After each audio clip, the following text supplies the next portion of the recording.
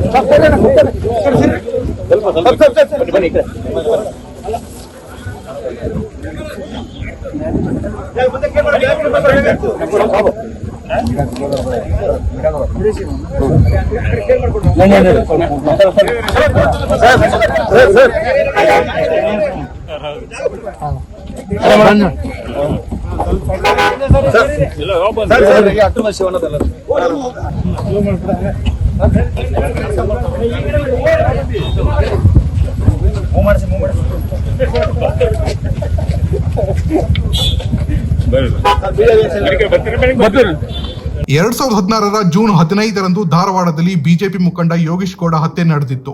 ಈ ಪ್ರಕರಣದಲ್ಲಿ ವಿನಯ್ ಕುಲಕರ್ಣಿ ವಿರುದ್ಧ ಗಂಭೀರ ಆರೋಪ ಕೇಳಿ ಬಂದಿತ್ತು. ನಂತರ ಪ್ರಕರಣದ ತನಿಖೆಯನ್ನು ಸಿಬಿಐ ವಹಿಸಲಾಗಿದ್ದು ತುಂಬಾ ಸೂಕ್ಷ್ಮವಾಗಿ ತನಿಖೆ ನಡೆದಿತ್ತು. ಈ ಪ್ರಕರಣದಲ್ಲಿ ಕಾಂಗ್ರೆಸ್ ಶಾಸಕ ವಿನಯ್ ಕುಲಕರ್ಣಿ ವಿರುದ್ಧ ಕೊಲೆ ಮತ್ತು ಕ್ರಿಮಿನಲ್ ಸಂಚು ಆರೋಪಗಳು ಸಾಬೀತಾಗಿವೆ ಎಂದು ಬೆಂಗಳೂರಿನ ವಿಶೇಷ ನ್ಯಾಯಾಲಯ 2026 ಏಪ್ರಿಲ್ 17ರಂದು ತೀರ್ಪು ನೀಡಿ ಜೀವಾವಧಿ ಶಿಕ್ಷೆ ವಿಧಿಸಿತ್ತು. ಸಾಕ್ಷ್ಯ ನಾಶಕ್ಕೆ ಸಂಬಂಧಿಸಿದಂತೆ 7 ವರ್ಷಗಳ ಜೈಲು ಶಿಕ್ಷೆ ಹಾಗೂ 30,000 ರೂಪಾಯಿ ದಂಡವನ್ನು ವಿಧಿಸಿತ್ತು. ದಂಡದ ಮೊತ್ತದಿಂದ ಸಂತ್ರಸ್ತ ಯೋಗೀಶ್ ಗೌಡ ಅವರ ಮಕ್ಕಳು ಮತ್ತು ಸಹೋದರರಿಗೆ ಒಟ್ಟು 16 ಲಕ್ಷ ರೂಪಾಯಿ ಪರಿಹಾರ ನೀಡಲು ಆದೇಶಿಸಲಾಗಿತ್ತು. ಆದರೆ ವಿನಯ್ ಕುಲಕರ್ಣಿ ಈಗ ಜೈಲಿಂದ ರಿಲೀಸ್ ಆದ್ರೂ ಕೇಸ್ಗೆ ಟ್ವಿಸ್ಟ್ ಕೊಡೋಕೆ ಹೋರಾಟಗಾರರು ಸಜ್ಜಾಗಿದ್ದಾರೆ. ಈ ಕೇಸ್ನ ಹೋರಾಟಗಾರ ಬಸವರಾಜ್ ಕೊರವರ ಈ ತೀರ್ಪಿನ ವಿರುದ್ಧ ಸುಪ್ರೀಂಗೆ ಹೋಗಲು ಸಜ್ಜಾಗಿದ್ದಾರೆ.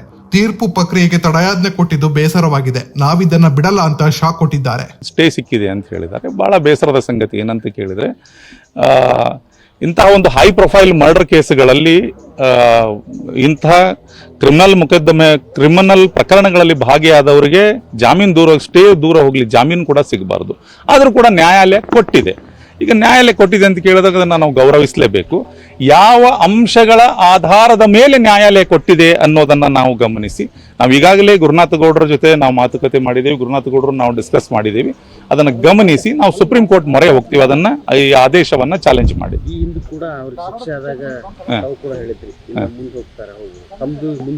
ಈಗ ನೋಡಿ, ನಾನು ಅವಾಗಲೇ ಹೇಳಿದ್ದೆ ಏನಂತ ಕೇಳಿದ್ರೆ, ಈ ಪ್ರಕರಣದ ಹೋರಾಟ ಬರೀ ಇದು ಜನಪ್ರತಿನಿಧಿಗಳ ನ್ಯಾಯಾಲಯಕ್ಕೆ ನಿಲ್ಲೋದಿಲ್ಲ.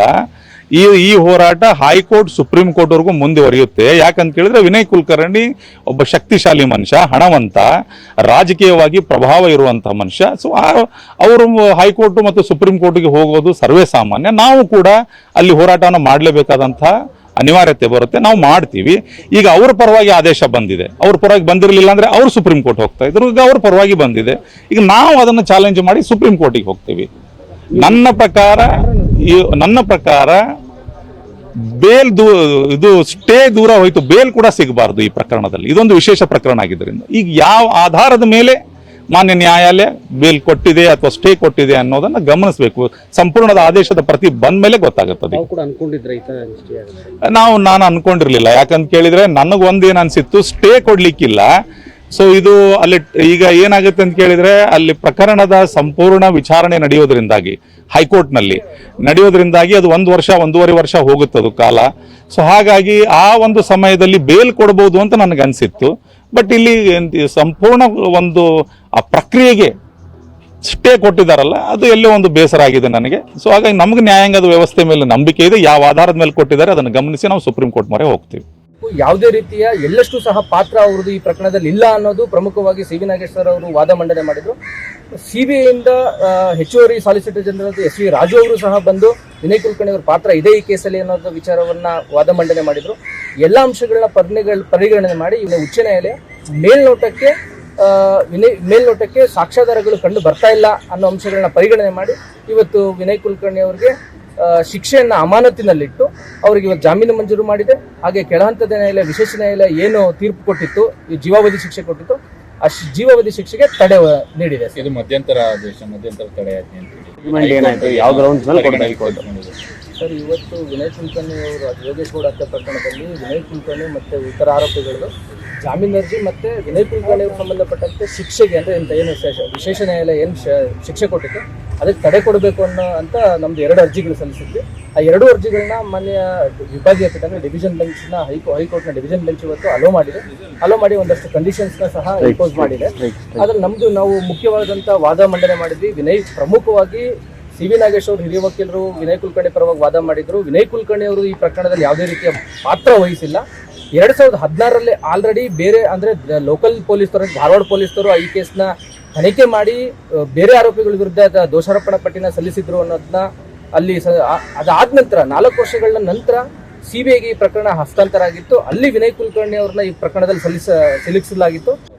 ಮೇಲ್ಮನವಿ ಅಂದ್ರೆ ಈ ಹೈಕೋರ್ಟ್ನಲ್ಲಿ ಮೇಲ್ಮನವಿ ಸಂಪೂರ್ಣವಾಗಿ ವಿಚಾರಣೆ ಮುಗಿಯುವವರೆಗೂ ಸಹ ಅಂದ್ರೆ ಈ ಮೇಲ್ಮನವಿ ಅಂದ್ರೆ ಇತ್ಯರ್ಥ ಆದ್ರೆ ಕೆಳಹಂತದ ನ್ಯಾಯಾಲಯ ಕೊಟ್ಟಿರುವಂತಹ ತೀರ್ಪು ಸರಿ ಇದೆಯೋ ಅಥವಾ ತಪ್ಪಿದೆಯೋ ಅನ್ನೋದನ್ನ ಮಾನ್ಯ ಉಚ್ಚ ನ್ಯಾಯಾಲಯ ಇಲ್ಲಿ ಮರುಪರಿಶೀಲನೆ ಮಾಡಬೇಕಾಗುತ್ತೆ. ಅಂದ್ರೆ ಎವಿಡೆನ್ಸ್ ಅಲ್ಲಿ ರೆಕಾರ್ಡ್ ಮಾಡಿರೋದನ್ನ ಮತ್ತೆ ರೀಅಪ್ರಿಷಿಯೇಟ್ ಮಾಡಬೇಕಾಗುತ್ತೆ. ಅದನ್ನು ಮಾಡೋವರೆಗೂ ಸಹ ಟೈಮ್ ಹಿಡಿಯುತ್ತೆ. ಇಲ್ಲಿ ಹೈಕೋರ್ಟ್ ಅಲ್ಲಿ ತುಂಬಾ ಹಳೆ ಅಪೀಲ್ಗಳು ಸಹ ಪೆಂಡಿಂಗ್ ಇರುವಂತಹ ಸಂದರ್ಭಗಳು ಇದಾವೆ. ಅದೆಲ್ಲ ಮುಗಿಯುವವರೆಗೂ ಸಹ ಈ ಸದ್ಯಕ್ಕೆ ವಿಚಾರಣೆ ಕೈಗೊಳ್ಳಕ್ ಆಗಲ್ಲ. ಅದು ಇತ್ಯರ್ಥವಾಗುವವರು ಸಹ ಆಗೋವರೆಗೂ ಇವ್ರದ ಶಿಕ್ಷೆಯನ್ನ ಅಮಾನತಿನಲ್ಲಿಟ್ಟು ಜಾಮೀನು ಕೊಟ್ಟಿದ್ದೀವಿ ಅಂತ ಹೇಳಿ ಇವತ್ತು ಆದೇಶ ಬಂದಿದೆ. ಇವತ್ತು ಏನಾದ್ರು ಬಿಡುಗಡೆ ಆದಂತ ಸಾಧ್ಯತೆಗಳು ಏನಾದ್ರು ಇದೆಯಾ? ಯಾಕಂದ್ರೆ ನೀವು ಕೇಳ್ತಾ ಇದ್ರೆ ಆಪರೇಟಿವ್ ಕ್ವಶನ್ಸ್ ನ ಸಲಿಕೆ ಮಾಡಿಕೊಟ್ರೆ ಇವತ್ತೇ ಬಿಡುಗಡೆ ಮಾಡ್ತಾರೆ ಸಾಧ್ಯತೆಗಳಿದೆಯಾ?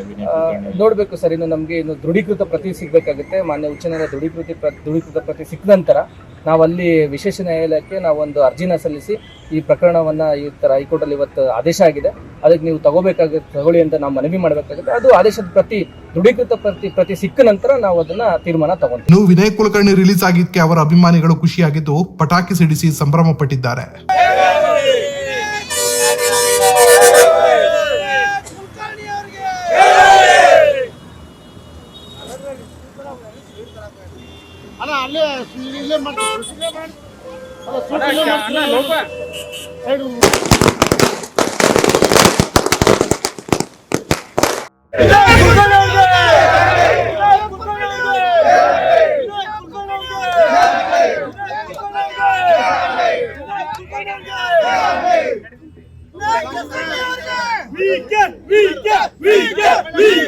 We get